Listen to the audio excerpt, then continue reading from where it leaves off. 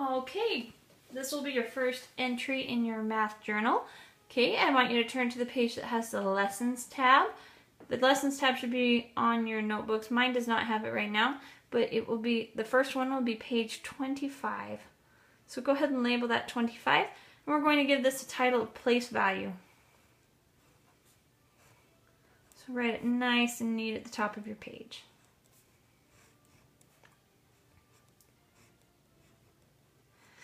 Okay, now place value is a very important thing for us to make sure we understand. We are going to be working with decimal numbers, so that is going to be part of what I'm going to be focusing on today, is just a reminder of what those place values are after the decimal. Okay, carefully turn your notebook so that it's sideways. Okay, once you've done that, I want you to count back 8 places. 1, 2, 3, 4, 5, 6, 7, 8. And right there above that red line, I want you to write a 9. We're actually going to write the number 9,876. Put a decimal point in that space. 543 thousandths. Okay, this is just a number for me to help remind you of the different place values. Something very important to know, the decimal point is what separates our whole units from our pieces or parts. Up here I want you to write whole units.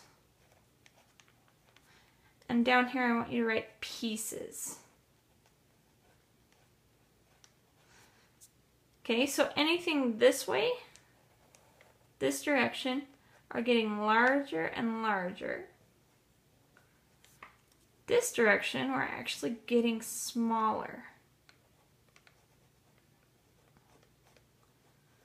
Okay, now if you'll carefully turn your notebook back the way it should be. Okay, we're going to be referring to those numbers. Okay, first thing I want you to do is write at the decimal point. We're going to write decimal point.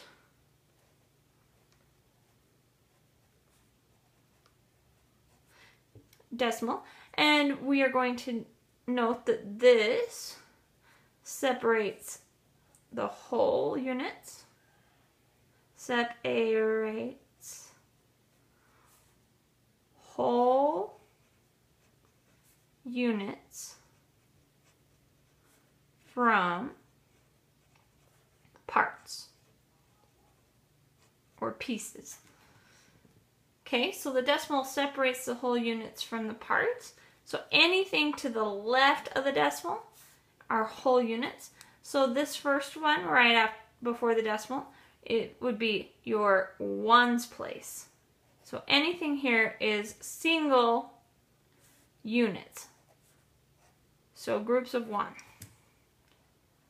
The next one are groups of 10. So this is the tens place. So we're going to write tens here. Next one is actually groups of hundreds, which is why it's the hundreds place. Now notice as we go up, we're timesing by 10. 1 times 10 is 10. 10 times 10 is 100. So if we times by 10 again, this is 10 times larger, so this is thousands. And there are more place values above this, but this is as far as I'm going to go this direction. Okay, so if going this direction times by 10, so it's getting 10 times larger each time, look at what happens as we go backwards. So 1,000 to 100, that's dividing by 10. So if I go from 100 to 10, that's divide by 10. 10 divided by 10 is 1. So following that pattern, 1 divided by 10 would be 1/10. This is the tenths place value. Now the TH is important. That's what indicates to us it is a piece or behind the decimal. So this would be parts out of 10. 10 make the whole unit. Good example for us would be money, dimes. There are 10 dimes in $1, so each dime is 1/10 of a dollar. Next one, divide by 10 again. It would take 100 of those pieces to make a whole unit. So I'd like you to write parts out of 100. Oh, and I didn't leave myself that much space. I'd like you to write hundredths here. Make sure you put on that THS. That's the difference between pieces and the whole unit. So following that trend, divide by 10, or 10 times as many pieces, this would be the thousandths place.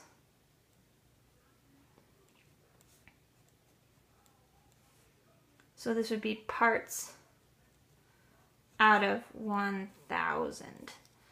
And we can keep getting smaller and smaller as well, but these are going to be the main ones that we will be working with in 6th grade. Okay, now that we've mentioned all the parts, let's look at a picture of what this might actually look like. Okay, I'd like you to skip one line, and down here, I want you to draw a square. So skip one line, leave another line blank, so I guess we're kind of skipping 2 for now. And I want you to draw a picture of a square that looks similar to mine. Now I know that we can't make it perfect here, but we're going to try and make them close. I actually want you to draw 4 squares that look very much like that, and try to space them evenly throughout this page. So here's another one. As close as you can to the other ones. Once again, I know they're not going to be perfect, but you're trying to make them look as identical as you can. One more right over here. Okay, try and be as neat as you can. You can take your time on this. Pause the video if you need to fill in your notes. Okay, I have 4 that are pretty much the same size. Okay, now I want this one to represent my whole unit. So I just want to write unit here. So one whole unit, let's go ahead and shade in that whole square. Okay, so one whole unit. Now the next one, I want to actually show what 1/10 looks like. So how about we write whole unit here? Whole unit. So here, this would be 1/10. Now remember what we said about tenths? They're pieces of a whole unit. 10 meaning how many pieces it's cut into. Now, trying to be your very best, let's try and split this into 10 bars. Easiest way for me to do that in my brain is to split it in half, and then if there'd be 5 here and 5 here, that's going to be pretty even. So I'm going to try and draw 5 bars in here. So 1, 2, 3, 4, and 5 there. 1, 2, 3, 4, and 5 there. Once again, not perfect, but do your best. And now I want 1 of those tenths. So I'm going to shade 1 of those. Okay, the next one we're actually going to illustrate 1/100th. So I want you to write 1/100th. Okay, now 100th, I need 100 pieces. So easiest way to do that again, let's divide it into tenths first. So I'm going to split it in half and then do 5 and 5. 1, 2, 3, 4, 5, 6, 7, 8, 9, and 10. Now that's only tenths. I need hundredths. So 10 times 10. So if I split it into 10 groups this way, I've already kind of got a half line here with my line. So I'm going to split this into 5 pieces. So 1, 2, 3, 4, 5, 6, 7, 8, 9, and 10. I know they're not perfect, but we got pretty close. Now 1/100th means 1 of those 100 pieces. So I'm going to shade in 1 of those squares. See how much smaller 1/100th is compared to a tenth? And how much smaller a tenth is compared to 1 whole unit? So now we want to illustrate 1/1000th. Alright everybody, let's split this into 1,000 little pieces. It needs to be pretty perfect too, right? No, there's no way you can easily do that. So I just wanted to show you an idea of what that would be. That means that this little piece right here would be split into 10 smaller pieces, and we're taking 1 of those So I want you to put just a little tiny shade in that corner. Barely noticeable. That would be about what 1,000th would look like. All right, now you've got a visual for it. I want you to skip one line, and I want you to write the following question. What is the 4 worth? Okay, we're going to write a few numbers, and then you're going to tell me what the digit 4 is worth in each of these numbers. Okay, the first number I want you to write, go ahead and skip one line. I want you to write 241. Next number, 4.62.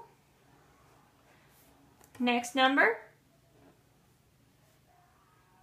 0.84.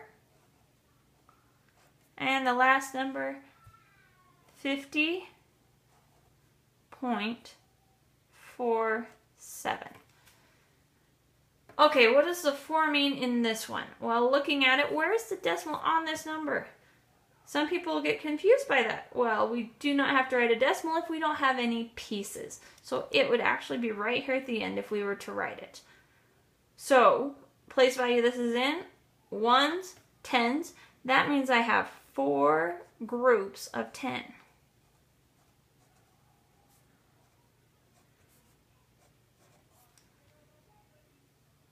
Four groups of 10 whole units. So I have 40 whole units here. What does the 4 mean in this noun? Once again, it's before the decimal, so that's whole units, and it's right before it, so this would be 4 whole units.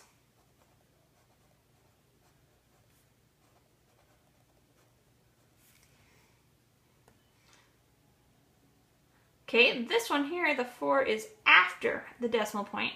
It's 2 places behind, so tenths, hundredths.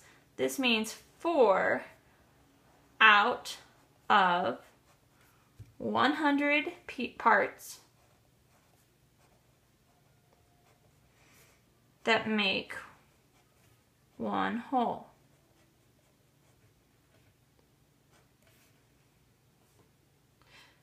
This next one place behind the decimal, that would be tenths place. So that means 4 out of 10 parts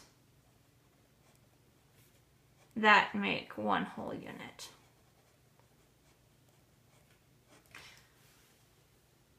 Okay, I hope this place value review will help you in your understanding of place value better and what we're going to do in future math classes. Please make sure that you write this in your neatest, nicest handwriting, and feel free